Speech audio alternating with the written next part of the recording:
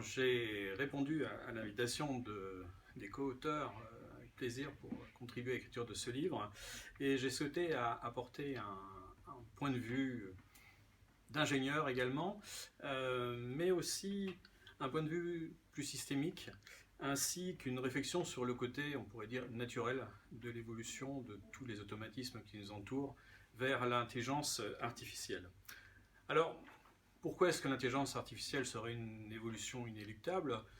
Eh bien, si on regarde un petit peu tous les automatismes qui nous entourent, que ce soit aussi bien la machine à laver, à la voiture, on s'aperçoit que de plus en plus, en fait, ces automatismes, ces objets, en fait, ont développé au fil des ans des capacités à appréhender leur environnement, aussi bien le linge que vous leur confiez. La voiture commence à lire, pas encore sur votre visage, mais elle décode les panneaux de la route, adapte son comportement, etc., etc.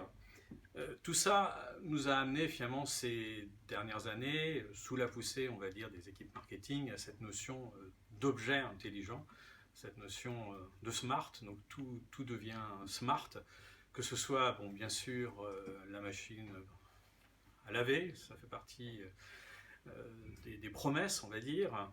Les voitures sont devenues intelligentes. Les villes dans lesquelles elles circulent sont intelligentes. Vos réseaux d'électricité deviennent intelligents. Et jusqu'à même, on va dire, quelle horreur, parler de munitions intelligentes.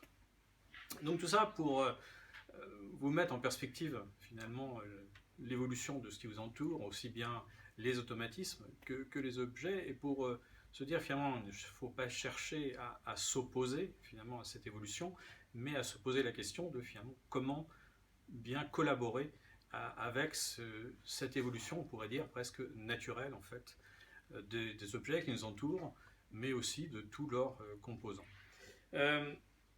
Sur cette opposition justement intelligence artificielle et on va dire intelligence humaine, j'ai toujours été choqué par cette volonté en fait finalement on pourrait presque dire de combat. En mon sens c'est un faux débat. Faux débat car finalement si on regarde l'intelligence artificielle, c'est une intelligence qui est très spécialisée et si on la compare à l'intelligence en fait humaine, il n'y a pas une intelligence humaine, mais il y a plusieurs intelligences humaines. Donc en fait, on ne peut pas réellement parler de combats frontaux, mais plutôt de manière d'appréhender différemment l'environnement. Et justement, ce qui amène à se poser la question de comment développer notre propre intelligence pour collaborer. Ce qui est finalement un peu le principe qu'on a tous quand on travaille forcément en groupe. Donc de toute façon, on apprend naturellement à développer des stratégies pour arriver à faire converger les personnes, etc. Et pour arriver à ce qu'une équipe sorte le meilleur d'elle-même. Mais je pense qu'il faut qu'on prenne ce même parti pris pour collaborer finalement avec des intelligences artificielles, c'est savoir en fait comment bien les positionner, comment en retirer le meilleur d'elles-mêmes. Alors, ce livre a été écrit finalement pour vous donner non pas des solutions, mais je dirais des clés. Et moi personnellement, je vous invite finalement à considérer l'intelligence artificielle comme une technologie comme les autres, qui finalement est une évolution plus ou moins normale, pensée d'ailleurs par des êtres humains, mais une évolution finalement naturelle.